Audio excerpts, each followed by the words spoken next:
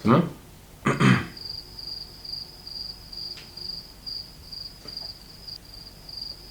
Ben c'est bon. Ah bah, est-ce que je t'ai demandé? Oui.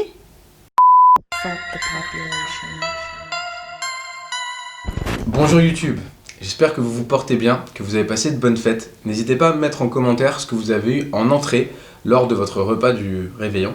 Puisque comme vous l'avez compris, sur cette nouvelle série de vidéos, il n'y aura pas de commenter pour la prochaine vidéo.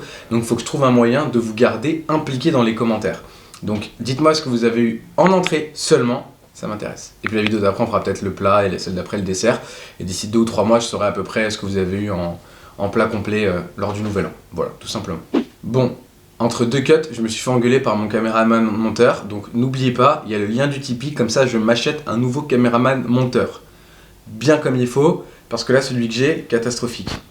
Bref, on se retrouve aujourd'hui pour une nouvelle série de vidéos, comme vous pourrez le voir derrière moi, qui s'appelle Meta Power. Pourquoi Meta Power? Parce que j'aime beaucoup les idées, souvent dans les jeux vidéo, où il y a toute une nouvelle méta qui se développe, et où du coup on doit changer un petit peu la manière dont on procède à certaines choses, le stuff qu'on a, etc., etc. Donc vous voyez, je ne suis pas un boomer, moi aussi j'ai eu ma petite période MMORPG, et j'en garde un lointain souvenir.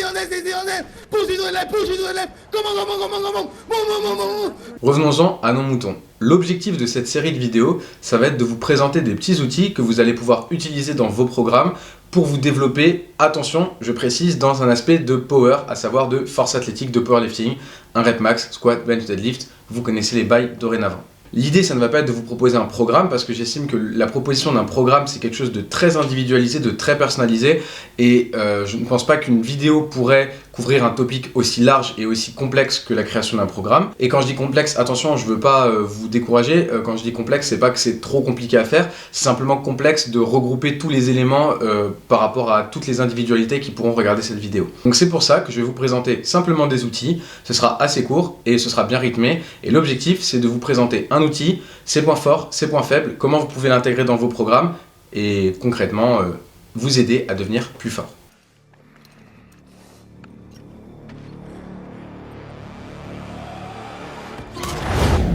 Donc l'épisode 1 de la Meta Power, pour moi, il devait être sur les singles. Concrètement, les singles, c'est quoi? C'est faire une répétition sur un mouvement. Donc par exemple, je sais pas, vous avez un max à 200 kg au squat, vous faites une répétition à 120 kg, ben c'est ce qu'on appelle une single, puisque c'est une répétition. Single voulant dire une répétition en anglais.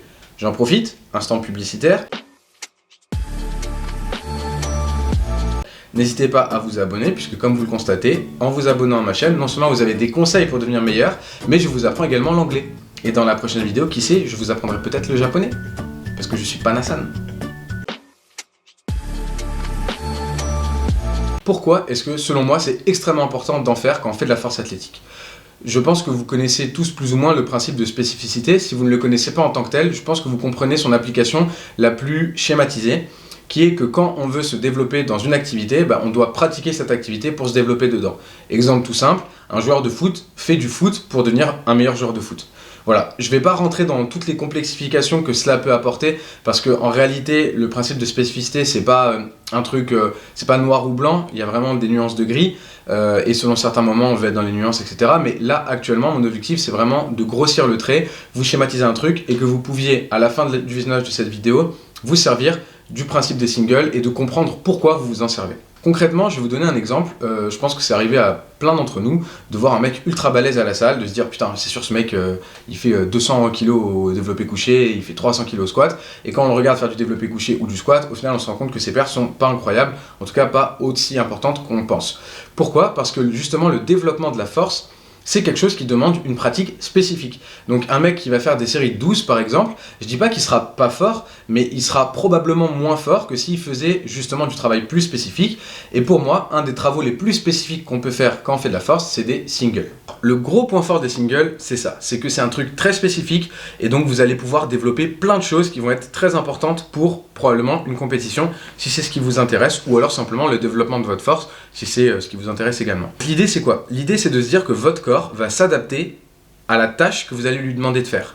Et donc plus vous allez faire de singles, plus votre corps va s'habituer à faire des singles, et donc vous serez de plus en plus efficient à la réalisation de singles. C'est un peu une espèce de petit cercle vertueux. Non seulement vous allez avoir des adaptations neurologiques qui vont se faire, vous allez avoir des adaptations musculaires, vous allez avoir des adaptations nerveuses, vous allez avoir des adaptations tendineuses, physiques, enfin bref, toutes les adaptations que vous les aurez parce que vous créez un stress, vous créez une demande grâce à cette single, et le but c'est que votre corps, la fois d'après, il soit un peu plus préparé à faire des singles, et ainsi de suite. Un des autres aspects extrêmement importants des singles, pour moi, c'est que ça vous donne une très bonne idée de où vous vous situez. Si vous faites une compétition, je pense que vous le savez, vous devez choisir 3 barres au squat, 3 barres au développé couché, 3 barres au soulevé terre, et donc le fait d'avoir fait des singles dans votre entraînement va vous donner une idée approximative de ce que vous allez être capable de faire le jour J, et donc d'éviter de vous planter. Si par exemple, vous savez à peu près à quelle distance ou à quelle hauteur vous pouvez sauter, quand vous voyez un mur en face de vous, vous dites ok, ça c'est une distance que je peux à peu près gérer, donc je tente, ou alors au contraire, non, je ne tente pas. Sinon, on tombe au fond du ravin et c'est pas beau à voir. This is Sparta!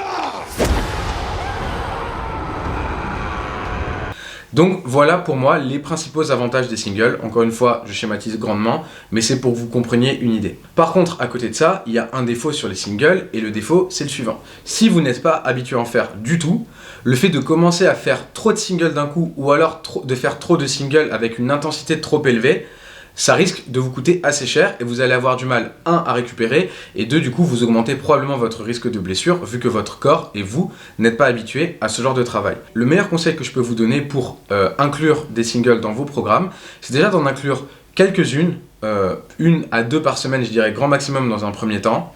Et en plus de ça, de créer une gradation de l'intensité avec laquelle vous allez les introduire. Donc exemple, vous avez un max à 200 kg au squat, commencez tout de suite avec une single à 190 kg semaine 1, c'est probablement une très mauvaise idée, parce que si c'est votre max 200 kg, vous n'êtes pas habitué à faire ce genre de travail trop souvent, et ça risque, comme je l'ai dit, soit de vous causer un trop gros stress, une trop grosse fatigue, et vous allez avoir beaucoup trop de mal à récupérer, soit au contraire, encore une fois, augmenter un petit peu votre risque de blessure. Commencez avec plutôt proche de 80-85%, et essayez de voir graduellement si vous arrivez à monter. L'objectif, c'est pas de réussir à faire des singles au même niveau que votre max tous les jours.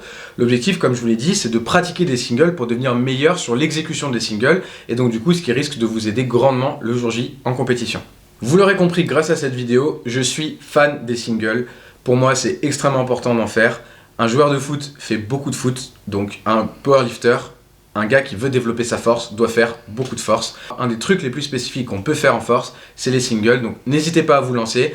Le maître mot réellement de cette implication, c'est la progressivité. Vous devez y aller progressivement et vous devez mettre en place cette stratégie progressivement. Si vous le faites progressivement, il n'y a pas de raison que vous ne deveniez pas meilleur en force et donc en compétition, ou alors simplement, si votre kiff c'est de faire des barres pour vous, chez vous, dans votre garage, tout seul, face à face avec Jésus, en mode Jésus, je descends au squat, prépare-toi, tu vas peut-être me recevoir dans tes bras, ou peut-être que je ne viendrai pas tout de suite, mon heure n'est pas arrivée.